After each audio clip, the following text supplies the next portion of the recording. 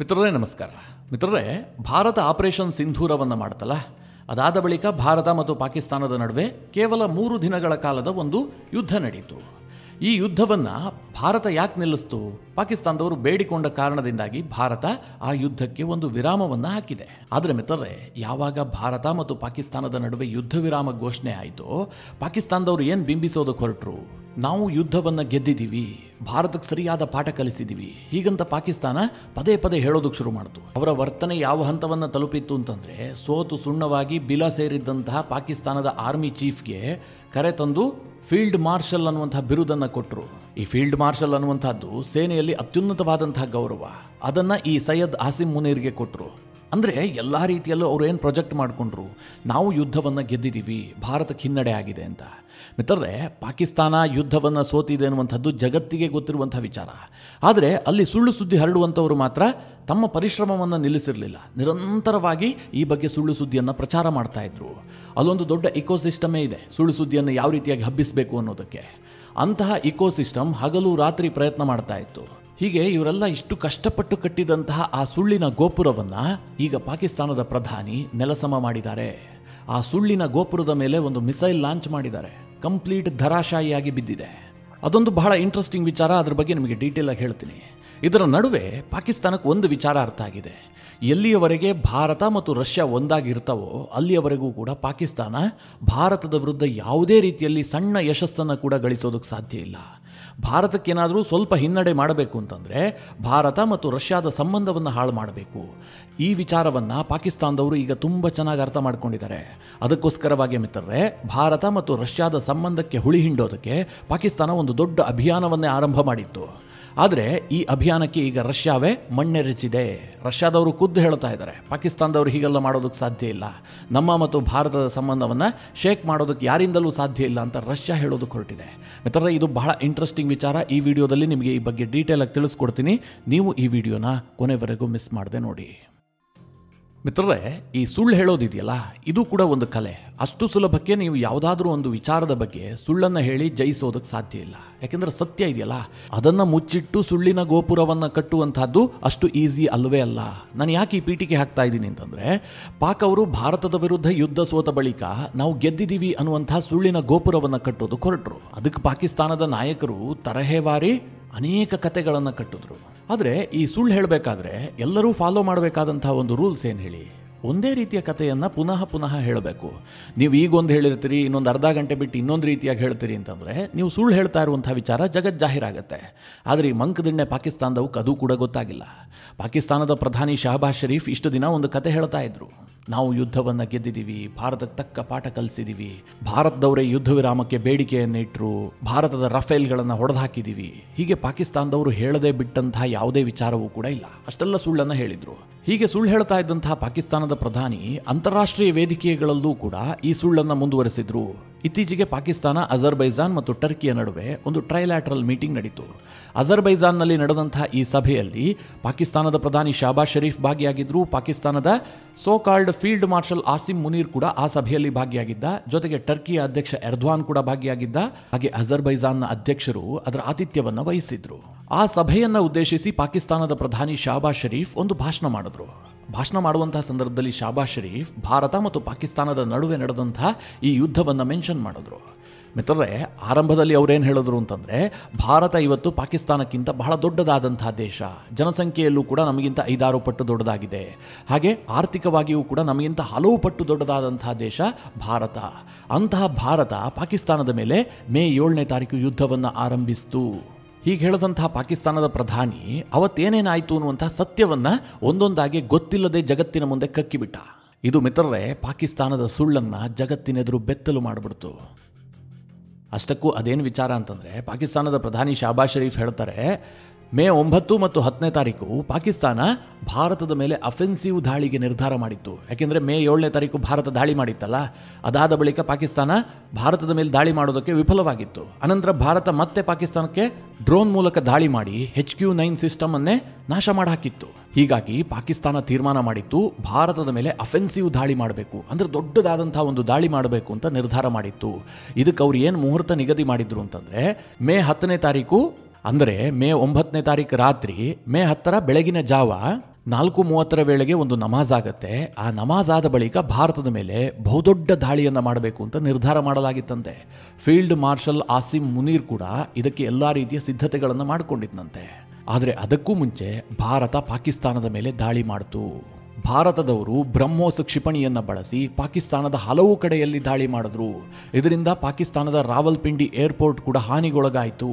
ಮಿತ್ರರೇ, ಈ ಕಥೆಯನ್ನು ನಾನು ಹೇಳ್ತಾ ಇಲ್ಲ, ಪಾಕಿಸ್ತಾನದ ಪ್ರಧಾನಿ ಶಹಬಾಜ್ ಶರೀಫ್ ಹೇಳ್ತಾ ಇರುವಂಥದ್ದು. ಅದು ಕೂಡ ಎಲ್ಲೋ ಪಾಕಿಸ್ತಾನದಲ್ಲಿ ಒಂದು 4 ಜನನ ಕೂರಿಸ್ಕೊಂಡು ಹೇಳಿದ್ದಲ್ಲ, ಅಂತಾರಾಷ್ಟ್ರೀಯ ವೇದಿಕೆ. ಅಲ್ಲಿ ಟರ್ಕಿಯ ಅಧ್ಯಕ್ಷ ಎರ್ದ್ವಾನ್, ಇನ್ನೊಂದು ಕಡೆಯಲ್ಲಿ ಅಜರ್ಬೈಜಾನ್ನ ಅಧ್ಯಕ್ಷರು ಕೂಡ ಹಾಜರಿದ್ದರು.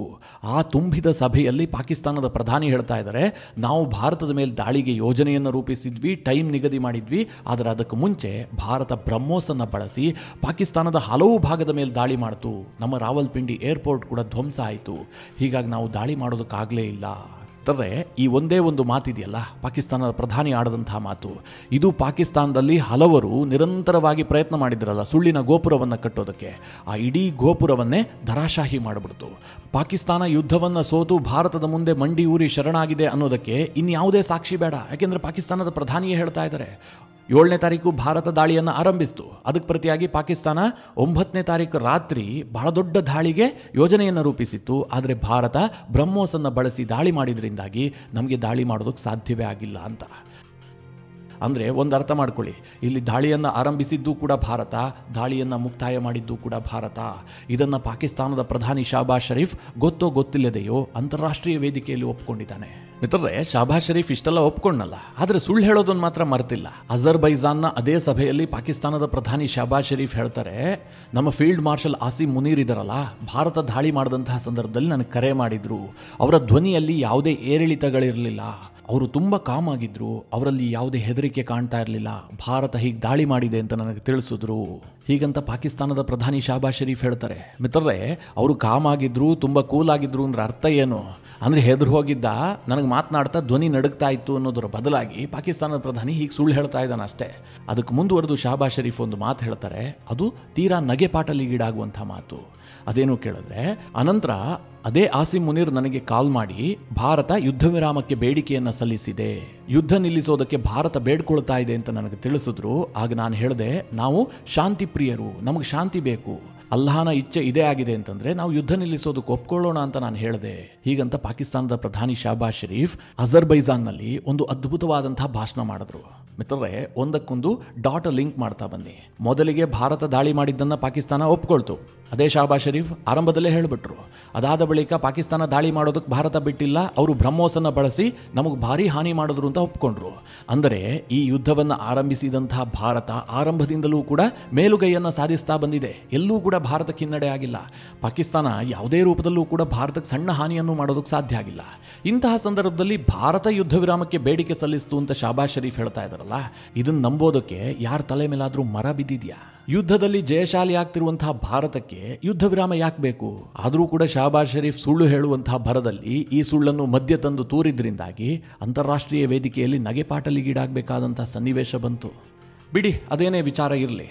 ಆದರೆ ಪಾಕಿಸ್ತಾನದ ಪ್ರಧಾನಿ ಅಲ್ಲೊಂದು ಪದವನ್ನು ಬಳಸಿದ್ರು. ಅದೇನು ಕೇಳಿದ್ರೆ, ಭಾರತ ಬ್ರಹ್ಮೋಸನ್ನು ಬಳಸಿ ದಾಳಿ ಮಾಡಿತು.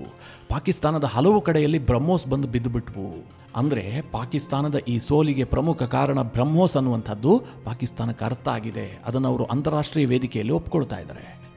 ಹೀಗಾಗಿ ಪಾಕಿಸ್ತಾನಕ್ಕೆ ಇನ್ನೊಂದು ವಿಚಾರ ಏನು ಅರ್ಥ ಆಗಿದೆ ಅಂತಂದರೆ, ಭಾರತದ ಇವತ್ತಿನ ಈ ಶಕ್ತಿಗೆ ಕಾರಣ ರಷ್ಯಾ ಮತ್ತು ಭಾರತದ ಸಂಬಂಧ ಏನಿದೆ ಪಾಕಿಸ್ತಾನಕ್ಕೆ ಬಹಳ ದೊಡ್ಡ ಹಿನ್ನಡೆಯನ್ನು ಮಾಡ್ತಾ ಇದೆ. ಇವತ್ತು ಪಾಕಿಸ್ತಾನಕ್ಕಿಂತ ಭಾರತದ ರಕ್ಷಣಾ ಕ್ಷೇತ್ರ ಹಲವು ಪಟ್ಟು ಮೇಲೆ ಹೋಗಿದೆ ಅಂತಂದರೆ ಅದರಲ್ಲಿ ರಷ್ಯಾದ ಪಾತ್ರ ದೊಡ್ಡದಾಗಿದೆ ಅಂತ ಪಾಕಿಸ್ತಾನಕ್ಕೆ ಅರ್ಥ ಆಗಿದೆ. ಜೊತೆಗೆ ಎಲ್ಲಿಯವರೆಗೆ ಭಾರತ ಮತ್ತು ರಷ್ಯಾ ಇದೇ ರೀತಿಯಾದಂಥ ಸಂಬಂಧವನ್ನು ಇಟ್ಕೊಂಡಿರ್ತಾವೋ ಅಲ್ಲಿಯವರೆಗೂ ಕೂಡ ಪಾಕಿಸ್ತಾನಕ್ಕೆ ಇದಕ್ಕಿಂತ ದೊಡ್ಡ ಮಟ್ಟಿನ ಸೋಲಾಗುತ್ತೆ ಅನ್ನುವಂಥದ್ದು ಕೂಡ ಪಾಕಿಸ್ತಾನಕ್ಕೆ ತುಂಬ ಚೆನ್ನಾಗಿ ಅರ್ಥ ಆಗಿದೆ. ಹೀಗಾಗಿ ಪಾಕಿಸ್ತಾನದವರು ಈಗ ಇನ್ನೊಂದು ಪ್ರಯತ್ನವನ್ನು ಆರಂಭಿಸಿದ್ದಾರೆ. ಅದೇನು ಕೇಳಿದ್ರೆ, ಭಾರತ ಮತ್ತು ರಷ್ಯಾದ ಸಂಬಂಧವನ್ನು ಹಾಳು ಮಾಡುವಂಥ ಪ್ರಯತ್ನ. ಇಲ್ಲಿ ಗಮನಿಸಬೇಕಾದ ಅಂಶ ಏನು ಕೇಳಿದ್ರೆ, ಭಾರತ ಮತ್ತು ರಷ್ಯಾದ ಸಂಬಂಧ ಹಾಳು ಮಾಡೋದಕ್ಕೆ ಪಾಕಿಸ್ತಾನಕ್ಕೆ ಬೇರೆ ಯಾವುದೇ ಮಾರ್ಗ ಇಲ್ಲ. ಇರುವಂತಹದ್ದು ಒಂದೇ ಮಾರ್ಗ, ಸುಳ್ಳು ಸುದ್ದಿಯನ್ನು ಹಬ್ಬಿಸುವಂತಹದ್ದು. ಸದ್ಯ ಪಾಕಿಸ್ತಾನ ಆಯ್ಕೆ ಮಾಡಿಕೊಂಡಿದ್ದು ಕೂಡ ಅದೇ ಮಾರ್ಗವನ್ನು.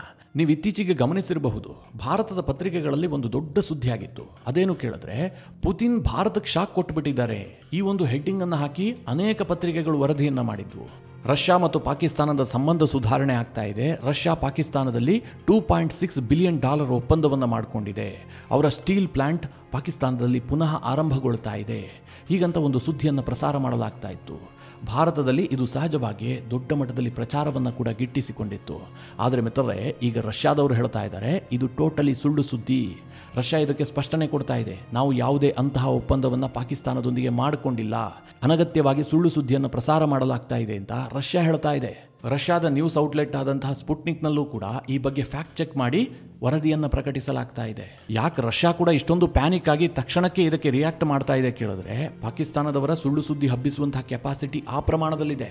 ಈ ಸುದ್ದಿ ಹೇಗೆ ಹರಡ್ತು ಕೇಳಿದ್ರೆ, ಈ ಸುದ್ದಿಯ ಮೂಲ ಬಂದ್ಬಿಟ್ಟು ನಿಕಾಯ್ ಏಷ್ಯಾ ಸುದ್ದಿ ಸಂಸ್ಥೆ. ಅದರಲ್ಲಿ ಅದ್ನಾನ್ ಹಮೀದ್ ಅನ್ನುವಂಥ ಒಬ್ಬ ಪತ್ರಕರ್ತ ಒಂದು ಆರ್ಟಿಕಲ್ ಅನ್ನು ಪಬ್ಲಿಷ್ ಮಾಡಿದ್ದ. ಆರ್ಟಿಕಲ್ ಏನಾಗಿತ್ತು ಕೇಳಿದ್ರೆ, ರಷ್ಯಾ ಪಾಕಿಸ್ತಾನದಲ್ಲಿ $2.6 ಬಿಲಿಯನ್ ಮೊತ್ತದ ಹೂಡಿಕೆಯನ್ನು ಮಾಡ್ತಾ ಇದೆ. ಅದು ಕೂಡ 1992ರಲ್ಲಿ ನಿಂತು ಹೋಗಿದ್ದಂತಹ ಸೋವಿಯತ್ ಯೂನಿಯನ್ ಕಾಲದ ಒಂದು ಸ್ಟೀಲ್ ಪ್ಲಾಂಟ್ ಅನ್ನು ಪುನರಾರಂಭ ಮಾಡೋದಕ್ಕೆ ರಷ್ಯಾ ಮನಸ್ಸು ಮಾಡಿದೆ. ಈ ಹಿಂದೆ 1973ರಲ್ಲಿ ಈ ಸ್ಟೀಲ್ ಪ್ಲಾಂಟ್ ಅನ್ನು ಪಾಕಿಸ್ತಾನದಲ್ಲಿ ಸೋವಿಯತ್ ಯೂನಿಯನ್ ಆರಂಭಿಸಿತ್ತು. ಅನಂತರ 1992ರಲ್ಲಿ ಇದು ನಿಂತು ಹೋಗಿತ್ತು. ಈಗ ಆ ಸ್ಟೀಲ್ ಪ್ಲಾಂಟ್ ಪುನಃ ಆರಂಭವಾಗ್ತಾ ಇದೆ. ಪಾಕಿಸ್ತಾನ ಮತ್ತು ರಷ್ಯಾದ ಸಂಬಂಧ ಸುಧಾರಣೆ ಆಗ್ತಾ ಇದೆ ಅಂತೇಳಿ ಈ ವರದಿಯನ್ನು ಪ್ರಕಟಿಸಲಾಗಿತ್ತು. ಇಲ್ಲಿ ಗಮನಿಸಬೇಕಾದ ಅಂಶ ಏನು ಕೇಳಿದ್ರೆ, ಈ ವರದಿಯನ್ನು ಬರೆದಂತಹ ಅದ್ನಾನ್ ಹಮೀದ್ ಅನ್ನುವಂತಹ ಪತ್ರಕರ್ತ ಏನಿದ್ದಾನೆ, ಆತ ಪಾಕಿಸ್ತಾನದ ಪತ್ರಕರ್ತ. ಅಂದ್ರೆ ಈ ಸುಳ್ಳು ಸುದ್ದಿ ಹರಡುವಂತಹ ಪಾಕಿಸ್ತಾನದ ಪ್ರಯತ್ನ ಇದೆಯಲ್ಲ, ಹಾಗೂ ಅದರ ಇಕೋಸಿಸ್ಟಮ್ ಇದೆಯಲ್ಲ, ಇದೇನು ಸಣ್ಣ ಪುಟ್ಟದಲ್ಲ. ಅಂತಾರಾಷ್ಟ್ರೀಯ ಪತ್ರಿಕೆಗಳಲ್ಲೂ ಕೂಡ ಇವರ ಜಾಲ ಬಹಳ ವಿಸ್ತಾರವಾಗಿ ಬೆಳೆದುಕೊಂಡಿದೆ. ಹೀಗಾಗಿ ರಷ್ಯಾ ಭಾರತ ಕನ್ವೆ ಮಾಡುವಂತಹ ಪ್ರಯತ್ನ ಮಾಡಿದೆ. ನಾವು ಯಾವುದೇ ಇನ್ವೆಸ್ಟ್ಮೆಂಟ್ ಮಾಡ್ತಾ ಇಲ್ಲ, ಪಾಕಿಸ್ತಾನದೊಂದಿಗೆ ಯಾವುದೇ ಸಂಬಂಧವನ್ನು ಕೂಡ ಸುಧಾರಣೆ ಮಾಡ್ಕೊಳ್ತಾ ಇಲ್ಲ ಅಂತ. ಪಾಕ್ಗೆ ರಷ್ಯಾ ಮೇಲೆ ಯಾಕೆ ಕಣ್ಣು ಕೇಳಿದ್ರೆ, ಇವತ್ತು ಭಾರತದ ಬಳಿಯಲ್ಲಿ ಬ್ರಹ್ಮೋಸ್ ಇದೆ, ಅಥವಾ ಅತ್ಯಾಧುನಿಕವಾದ ಶಸ್ತ್ರಾಸ್ತ್ರ ಇದೆ, ಬೇಕಾದಷ್ಟು ಸೂ-30 ಯುದ್ಧ ವಿಮಾನಗಳು ಭಾರತದಲ್ಲೇ ತಯಾರಾಗ್ತಾ ಇದ್ದಾವೆ ಅಂತಂದ್ರೆ ಅದಕ್ಕೆ ಮೂಲ ಕಾರಣ ರಷ್ಯಾ ಮತ್ತು ಭಾರತದ ಸಂಬಂಧದ ಕಾರಣದಿಂದಾಗಿ ಭಾರತದ ಡಿಫೆನ್ಸ್ ಸೆಕ್ಟರ್ ತುಂಬ ಮಜಬೂತಾಗಿದೆ. ಇದನ್ನು ನಾವು ಡ್ಯಾಮೇಜ್ ಮಾಡಿದ್ರೆ ಪಾಕಿಸ್ತಾನಕ್ಕೆ ಲಾಭ ಆಗುತ್ತೆ ಅಂತ ಅವರಿಗೆ ಅನಿಸೋದಕ್ಕೆ ಶುರುವಾಗಿದೆ. ಇದೇ ಕಾರಣದಿಂದ ಈ ಸುಳ್ಳು ಸುದ್ದಿಯನ್ನು ಅವರು ನಿರಂತರವಾಗಿ ಪ್ರಕಟ ಮಾಡ್ತಾ ಇದ್ದಾರೆ. ನೀವೇ ಒಂದು ಸೂಕ್ಷ್ಮವಾಗಿ ಗಮನಿಸಿ, ಪಾಕಿಸ್ತಾನ ಏನೇ ಪ್ರಯತ್ನ ಮಾಡಬಹುದು, ರಷ್ಯಾ ಮತ್ತು ಪಾಕಿಸ್ತಾನದ ಸಂಬಂಧ ಸುಧಾರಣೆ ಆಗೋದಕ್ಕೆ ಸಾಧ್ಯ ಇದೆಯಾ? ಇವತ್ತು ಭಾರತದ ಡಿಫೆನ್ಸ್ ಬಜೆಟ್ ಇದೆಯಲ್ಲ, ಹತ್ತತ್ರ $70-80 ಬಿಲಿಯನ್ ಇದೆ. ಆದರೆ ಪಾಕಿಸ್ತಾನದ ಡಿಫೆನ್ಸ್ ಬಜೆಟ್ ಇರುವಂತಹದ್ದು $10 ಬಿಲಿಯನ್ ಅಷ್ಟೇ. ಪಾಕಿಸ್ತಾನದ ಬಳಿಯಲ್ಲಿ ರಷ್ಯಾದಿಂದ ಯಾವುದೋ ದೊಡ್ಡ ಶಸ್ತ್ರಾಸ್ತ್ರವನ್ನು ಖರೀದಿ ಮಾಡೋದಕ್ಕೆ ಸಾಧ್ಯವೇ ಇಲ್ಲ. ಅವರ ಡಿಫೆನ್ಸ್ ಬಜೆಟೇ ಅಷ್ಟಿಲ್ಲ. ಭಾರತ ರಷ್ಯಾದ ಯಾವುದೇ ಶಸ್ತ್ರಾಸ್ತ್ರವನ್ನು ಬೇಕಾದರೂ ಖರೀದಿ ಮಾಡಬಹುದು. ಇವತ್ತು ಭಾರತದ ರಕ್ಷಣಾ ಬಜೆಟ್ $70-80 ಬಿಲಿಯನ್ ಇರಬಹುದು. ನಾಳೆ ಇದು $100 ಬಿಲಿಯನ್ ಆಗುತ್ತೆ. ಇಂತಹ ದೊಡ್ಡ ಡಿಫೆನ್ಸ್ ಮಾರುಕಟ್ಟೆಯನ್ನು ರಷ್ಯಾ ಯಾಕೆ ಬಿಟ್ಕೊಳ್ಳುತ್ತೆ? ಅದೂ ಅಲ್ಲದೆ ರಷ್ಯಾಗೆ ಭಾರತ ನಂಬಿಕಸ್ಥ ಮಿತ್ರ. ಡಿಫೆನ್ಸ್ ಕ್ಷೇತ್ರ ಮಾತ್ರ ಅಲ್ಲದೆ ಬೇರೆ ಬೇರೆ ಕ್ಷೇತ್ರದಲ್ಲೂ ಕೂಡ ಭಾರತ ರಷ್ಯಾದಿಂದ ದೊಡ್ಡ ಪ್ರಮಾಣದಲ್ಲಿ ವ್ಯಾಪಾರವನ್ನು ಹೊಂದಿದೆ. ಇಂತಹ ಸಂದರ್ಭದಲ್ಲಿ ರಷ್ಯಾ ಭಾರತವನ್ನು ಬಿಟ್ಟು ಅದು ಯಾವುದೋ ಯಕಚ್ಚಿತ್ ಪಾಕಿಸ್ತಾನದ ಕೈ ಹಿಡಿಯುತ್ತೆ ಅಂತಂದರೆ ಯಾರಾದರೂ ನಂಬೋದಕ್ಕೆ ಸಾಧ್ಯ ಇದೆಯಾ? ಖಂಡಿತವಾಗ್ಲೂ ಇಲ್ಲ. ಮಿತ್ರರೇ, ಇದಿಷ್ಟು ಪಾಕಿಸ್ತಾನದ ಸುಳ್ಳಿನ ಗೋಪುರ ಧರಾಶಾಹಿಯಾದ ಬಗ್ಗೆ ಒಂದಿಷ್ಟು ಮಾಹಿತಿ. ನಿಮಗೆ ಈ ಬಗ್ಗೆ ಏನನ್ಸುತ್ತೆ? ನಿಮ್ಮ ಅನಿಸಿಕೆ ಅಭಿಪ್ರಾಯವನ್ನು ಕಮೆಂಟ್ ಮಾಡೋ ಮೂಲಕ ನಮಗೆ ತಿಳಿಸಿ. ಹಾಗೆ ನಿಮಗೆ ಈ ವಿಡಿಯೋ ಇಷ್ಟವಾದರೆ ಲೈಕ್ ಮಾಡಿ. ಜೊತೆಗೆ ನೀವಿನ್ನೂ ನಿಮ್ಮ ನೆಚ್ಚಿನ ಸಂಸ್ಕಾರ ಸೌರಭ ಯೂಟ್ಯೂಬ್ ಚಾನಲ್ನ ಸಬ್ಸ್ಕ್ರೈಬ್ ಮಾಡಿಲ್ಲ ಅಂತಾದರೆ ಈ ಕೂಡಲೇ ಸಬ್ಸ್ಕ್ರೈಬ್ ಮಾಡಿ. ಮುಂದಿನ ಎಲ್ಲ ಅಪ್ಡೇಟ್ಗಳ ನೋಟಿಫಿಕೇಷನ್ಗಾಗಿ ಬೆಲ್ ಐಕಾನ್ ಒತ್ತಿ.